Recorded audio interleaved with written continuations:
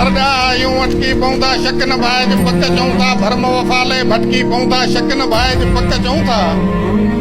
असीं न रहंदन असीं न राशि असीं न गुमराह असीं न वैशी असीं त पूजूं मज़हब असांजो असीं फ़िक्र ऐं फ़र्द बि ॼाणूं असीं गुलनि जा रखवाला आहियूं असीं दिलनि जो दर्द बि ॼाणूं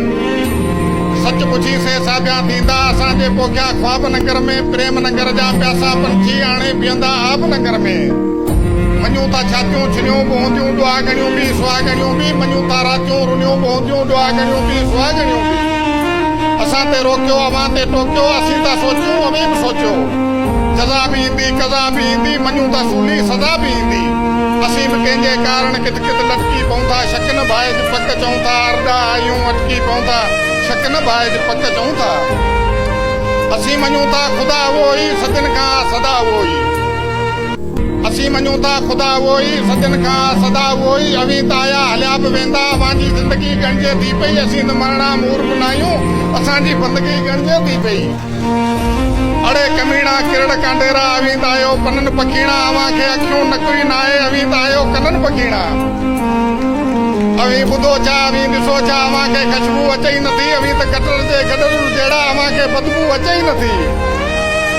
अवां खे लानत अञा जियो पिया इन्हनि अफ़ालनि खाओ पियो पिया बुतनि खे पूजो कुतनि खे पूजो अवी त झरलू जुतनि खे पूजो असीं अवां जी आदत खां ईअं झटकी पऊं था शक न भाइज पक चऊं था अरड़ा आयूं अटकी पऊं था शक न भाइज पक चऊं था हिनी उनी जी ॻाल्हि कजे छा हिनी उनी सां हाल कजे छा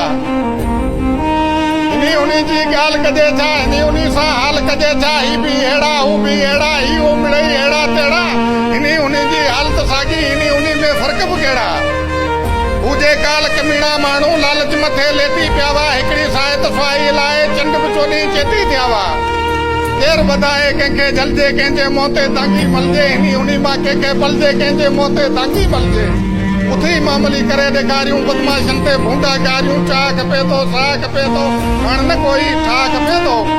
असीं बि नारानीअ जा हणंदे भटकी पऊं था शक न भाइज पक चऊं था अरड़ा आयूं अटकी पऊं था शक न भाइज पक चऊं था